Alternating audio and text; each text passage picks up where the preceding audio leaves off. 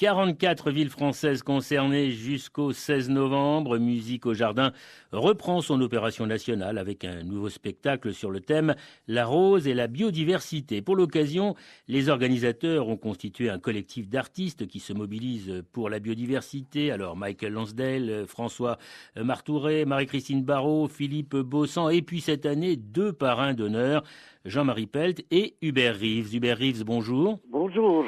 Vous êtes astrophysicien, Hubert Reeves. Alors pourquoi avez-vous accepté d'associer votre voix et votre expérience à la préservation de la richesse naturelle? Eh bien, parce que je crois que c'est important. Nous sommes dans une période assez critique et je crois qu'il faut entendre toutes les voix possibles et rassembler toutes les personnes qui peuvent participer à ces opérations.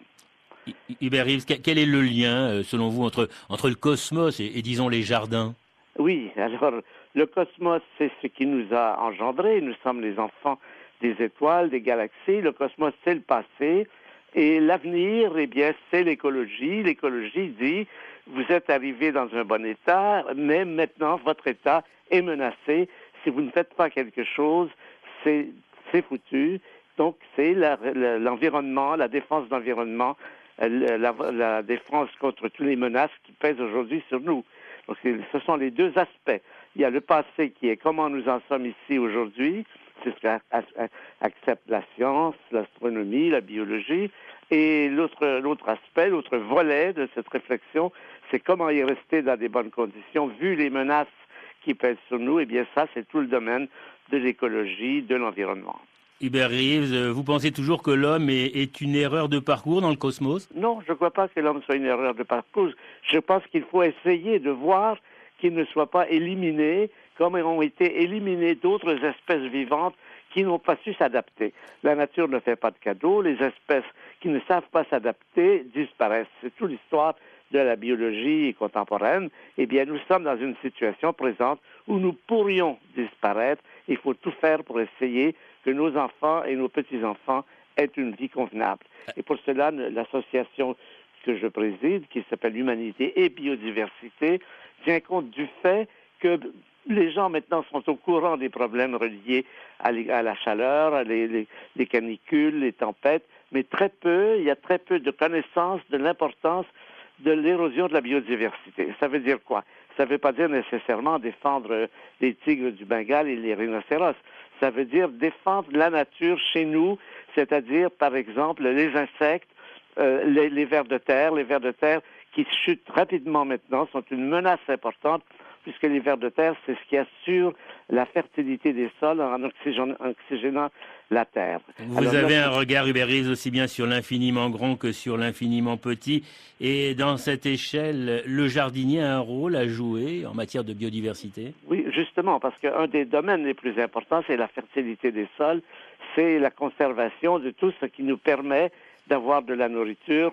Et en particulier, notre mouvement a développé ce que nous appelons les oasis nature. Ce sont des petits terrains qui ont des propriétaires qui s'engagent à ce que sur leur terrain, ils vont défendre la biodiversité, c'est-à-dire ne pas mettre de pesticides, favoriser la vie sous toutes ses formes. Et ça, c'est important. D'une part, ça existe déjà beaucoup.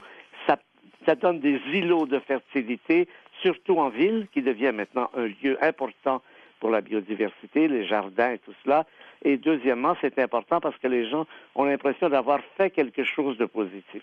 C'est non seulement que ça aide à la nature, mais que ça aide aussi aux personnes qui prennent la décision d'avoir un oasis nature. Hubert Reeves, on vous sait intarissable sur le sujet, mais on va revenir maintenant à musique et au jardin plus précisément. Au cours des différentes manifestations, on pourra entendre Patrick Scheider au piano, interpréter du Schubert, du Strauss, du Tchaïkovski.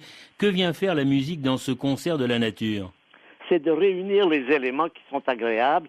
Les gens viennent au concert et en même temps, ils prennent connaissance, peut-être pour la première fois dans certains cas, de cette activité, de ses besoins.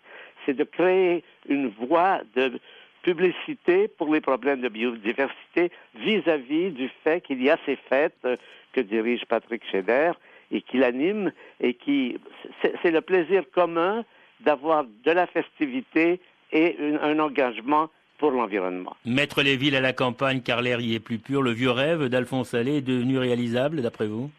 C'est-à-dire, oui, et non seulement c'est réalisable, mais c'est très important. De plus en plus, les campagnes sont polluées par les pesticides et les engrais, tandis qu'en ville, il y a des lieux où on peut, au contraire, développer la biodiversité et c'est agréable pour tout le monde d'avoir un jardin, un balcon et quelque chose. Alors justement, quel que soit le lopin de terre que l'on ait à cultiver, quels conseils donner aux jardiniers en herbe et aussi aux professionnels, pourquoi pas, pour préserver la richesse de la nature? Eh bien, dans un sens, je vous dirais, c'est de s'associer à notre mouvement Humanité et Biodiversité. Vous le trouverez sur Internet.